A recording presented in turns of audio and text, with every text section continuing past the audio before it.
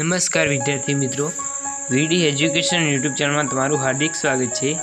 આજના વિડીયોમાં આપણે ધોરણ 11 માટેની ગુજરાત માધ્યમિક અને ઉચ્ચતર માધ્યમિક શિક્ષણ બોર્ડ ગાંધીનગર દ્વારા તૈયાર કરવામાં આવેલી વિષય સમાજશાસ્ત્ર માટેની પ્રથમ પરીક્ષાની બ્લુપ્રિન્ટ જોઈશું।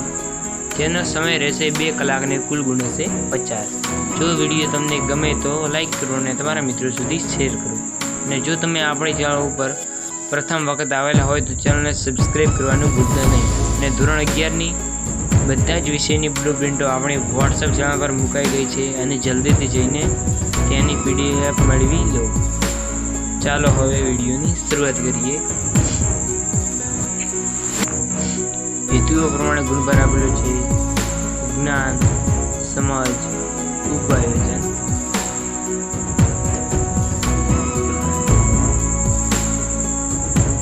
પ્રશ્નોના પ્રકાર પ્રમાણે ગુણભાર: પ્રશ્નોના પ્રકાર અને પ્રશ્નોની સંખ્યા અને કુલ ગુણ। હેતુલક્ષી પ્રશ્નો હશે 15 પ્રશ્નો હશે અને ગુણ હશે 15।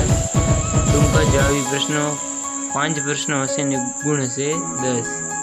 હવે છે ટૂંકા જવાબી પ્રશ્નો અને 5 પ્રશ્નો હશે અને ગુણ હશે 15। વિસ્તૃત જવાબી પ્રશ્નો 2 હશે અને ગુણ હશે 10। હવે પ્રકરણ દીઠ ગુણભાર આપેલો છે। પ્રકરણનું નામ આપેલ છે અને ગુણભાર આપેલ છે। પહેલો પ્રકરણ છે સમાજશાસ્ત્ર પરિચય અને તેનો ગુણભાર છે 12। બીજો પાઠ છે સમાજશાસ્ત્રના મૂળભૂત ખ્યાલો અને વિભાવના, તેનો ગુણભાર છે 12।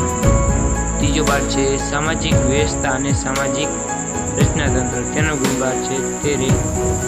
ચોથો પાઠ છે સામાજિક પ્રક્રિયાઓ અને સામાજિક પરિવર્તન, તેનો ગુણભાર આપેલ છે 13। અને આ રીતે તમારો કુલ ગુણ છે 50। હવે તમારે આ પ્રથમ પરીક્ષાની પેપર સ્ટાઇલ આપેલ છે અને આ રીતનું જ તમારું પ્રથમ પરીક્ષાનું પેપર આવશે।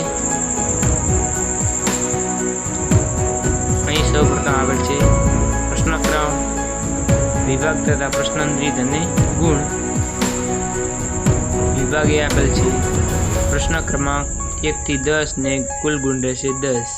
એમાં હેતુલક્ષી પ્રશ્નો આવશે, એટલે કે 10 MCQ આવશે અને તેમના તમારે જવાબ લખવાના રહેશે।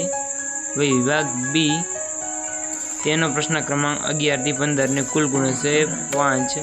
તેમાં તમારે એક વાક્યમાં જવાબ આપવાના પ્રશ્નો આવશે। હવે છે વિભાગ સી, તેનો પ્રશ્ન ક્રમાંક હશે 16 થી 23 ને તેનો ગુણભાર હશે 10 અને એનું કોઈ પણ 5 પ્રશ્નો આપેલા હશે એ તમારે લખવાના રહેશે અને દરેકને ગુણ 2 હશે।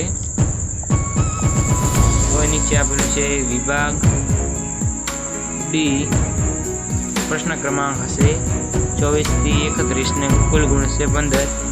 અનુક્રમે 5 પ્રશ્નોના મુદ્દાસર જવાબ આપવાના રહેશે અને દરેકને ગુણ છે 3। હવે વિભાગ ઈ આવે છે, પ્રશ્ન ક્રમાંક 32 થી 34 અને કુલ ગુણ છે 10। એમાં કોઈ પણ 3 પ્રશ્નો આપેલા હશે તેમાં તમારે 2 પ્રશ્નો લખવાના રહેશે, દરેકને ગુણ છે 5। હવે અહીં નોંધ આપેલી છે, તમે તે જોઈ લેજો।